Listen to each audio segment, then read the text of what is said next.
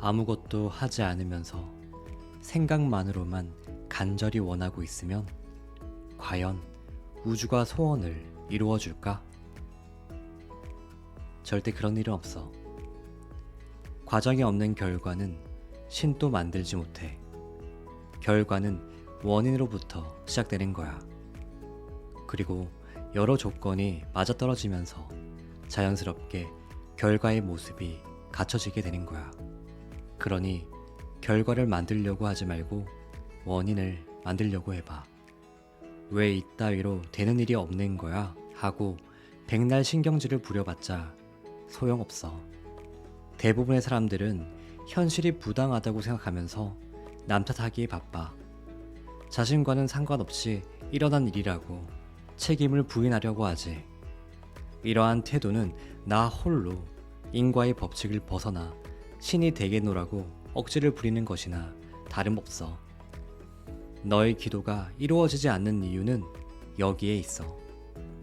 인과 법칙에 어긋나는 일은 신조차 돕지 못한다는 사실을 기억해야 해.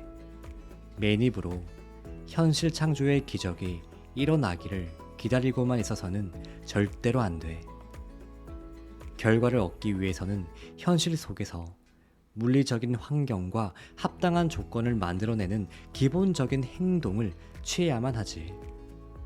앞서 말했던 것처럼 금방 결말을 맺는 단기인과도 있지만 수개월이나 수년에 걸쳐서 작용하는 중기인과, 그리고 평생 혹은 다음 생까지 연결되는 장기인과도 존재해. 그리고 전생의 업보에 따라서 모든 사람은 각자 다른 출발점에서 태어나게 되는데 이번 생에 겪어야 할 과제가 저마다 다르기 때문이야. 가끔 못마땅한 얼굴로 이렇게 묻는 사람들도 있어. 그럼 내가 가난하게 태어난 것도 내 탓입니까? 나는 망설임 없이 대답하지. 네, 그렇습니다. 우연은 없어. 모든 것은 우연을 가장한 필연일 뿐. 내 앞에 펼쳐지는 모든 인간관계와 삶의 환경 또한 거대한 인과의 결과로 만들어진 카르마야. 설사 악연일지라도 말야. 우리는 성격, 체형, 외모, 삶에서 겪게 될 사건, 모든 것들이 이미 프로그램되어 그 상태로 태어나게 돼. 이런 것을 분석하는 학문을 명리학 혹은 천문학이라 불러. 대부분의 사람들은 자기가 갖고 태어난 프로그램대로 살아가게 되지. 원래 인과가 그렇기 때문인 탓도 있지만 사람의 무의식 프로그램 또한 이미 정해져 있어. 그걸 벗어난 선택을 쉽게 하지 못하기 때문이야. 하지만 자신의 프로그램을 넘어서 스스로 삶을 창조해 나가는 사람들이 일부 있어. 모든 시스템 너머에 있는 사람. 자기의 미래를 안다고 해도 결국은 겪어야 될 일들은 일어나게 되고 어느 누구도 그걸 피해 나갈 수는 없어. 내가 무언가를 만들고 싶거나 얻고 싶은 게 있다면 현재 있는 상황에 준해서 창조해야 하는 거지. 그리고 카르마는 현실 상황을 만들어낸 인과 그 자체인 거야. 현실 창조의 핵심은 자신의 카르마를 얼마나 잘 해소하느냐, 즉 카르마 해소의 기술이야. 이 과정 속에서 우리는 나를 지배하고 있는 카르마라는 시스템의 정체를 이해하게 돼. 우리가 살고 있는 세계가 하나의 프로그램 속이라는 사실을 발견했다면 그 시스템을 넘어 신이 되는 아주 희박한 가능성도 생겨날 수 있게 되는 거지. 내가 너의 자유의지로 프로그램을 다시 선택할 수 있다면 말이야. 현재 자기 삶의 의미와 인과를 발견해보자. 그리고 어떻게 반응해야 하고 어떤 새로운 선택을 해야 하는지에 주의를 기울여보자.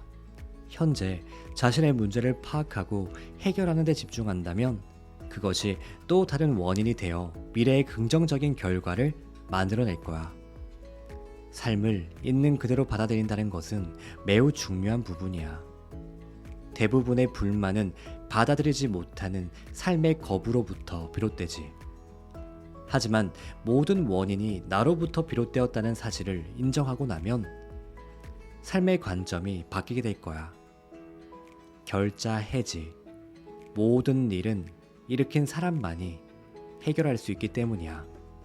가난한 부모님을 탓함으로써 부정적인 에너지를 만들어내 나의 마음을 제로 포인트로부터 멀어지게 만들지 마. 탓을 한다는 건 자신은 잘못이 없다는 뜻인데 그렇지 않거든. 내 모든 원인은 너에게 있어.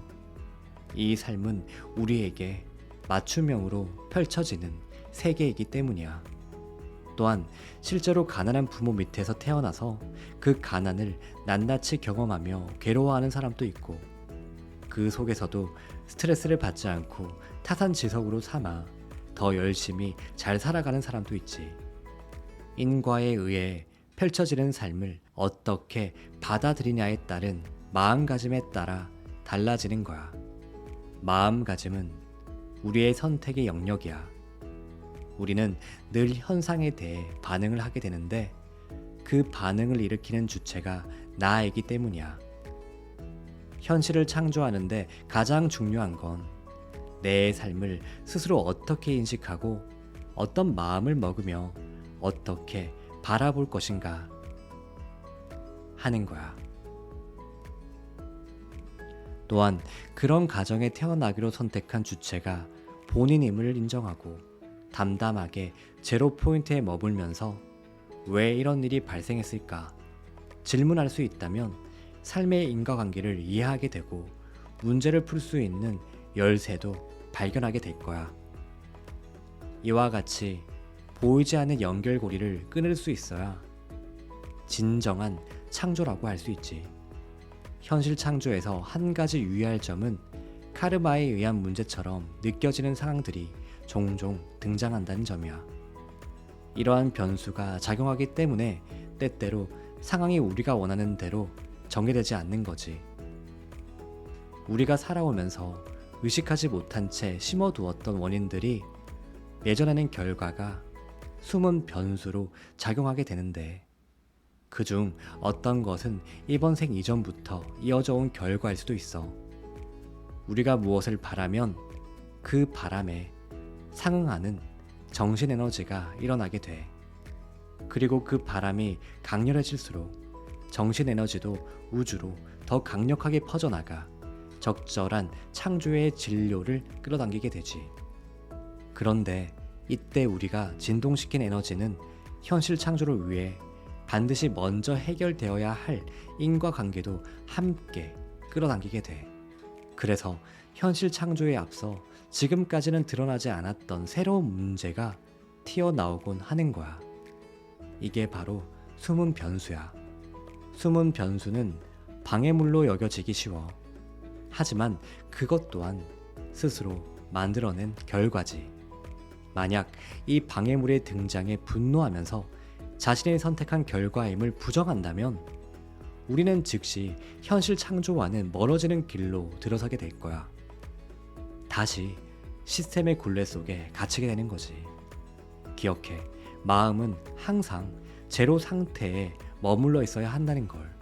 현실 창조 과정에는 매 순간 내 앞에서 펼쳐지는 인과관계를 알아차리고 올바로 이해하는 작업이 필요한데, 나는 그것을 현실 리딩이라고 불러.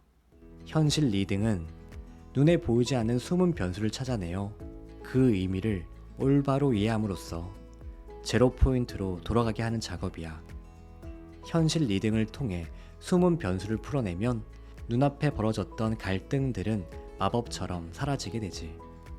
앞서 현상계는 그것의 진료 혹은 원인이 되는 비현상계로부터 나온다고 말했었지. 현실 리딩이란 그 비현상계의 변화를 관찰하고 다스리는 것으로 먼저 나를 내려놓아야 비로소 가능해져. 현실 리딩은 나를 중심으로 가동되는 주관적인 판단이나 생각이 아니라 직관을 통해서 바라보는 일이기 때문이야. 안녕하세요. 당신의 요술램프 인생 닥터입니다. 오늘은 제로에서 카르마에 대한 중요 내용을 가져왔습니다. 카르마란 인과의 법칙입니다. 어떤 원인에 의해서 결과란 필연적으로 발생하게 되는데요. 우리가 끌어당김의 법칙을 통해 현실 창조를 하려고 할 때 잘 되지 않는 이유가 바로 이 카르마 때문이기도 합니다.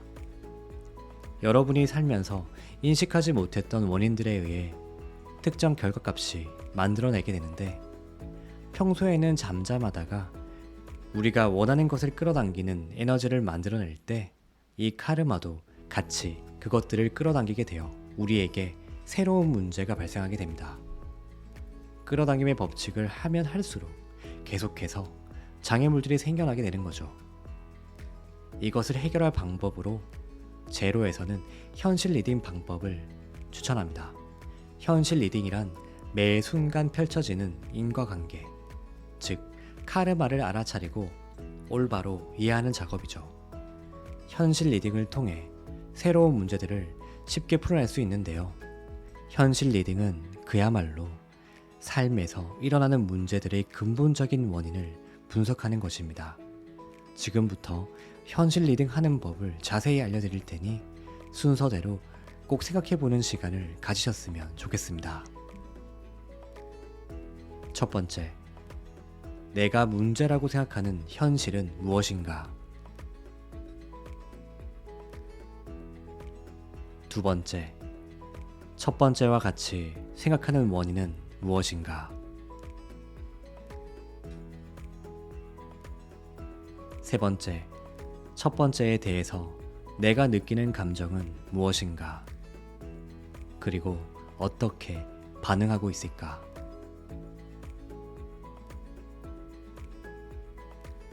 네 번째, 첫 번째와 관련해서 기존의 내가 가장 두려워하거나 결핍했던 것들은 무엇이었나?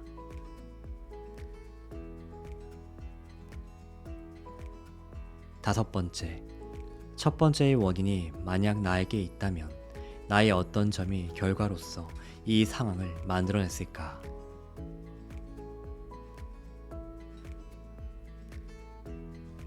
여섯 번째, 나는 첫 번째와 같은 상황을 통해 무엇을 배울 수 있을까?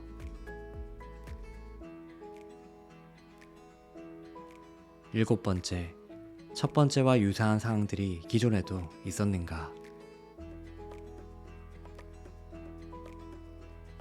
마지막 여덟 번째, 결국 모든 원인이 나에게 있다면 나는 무엇을 할 것인가?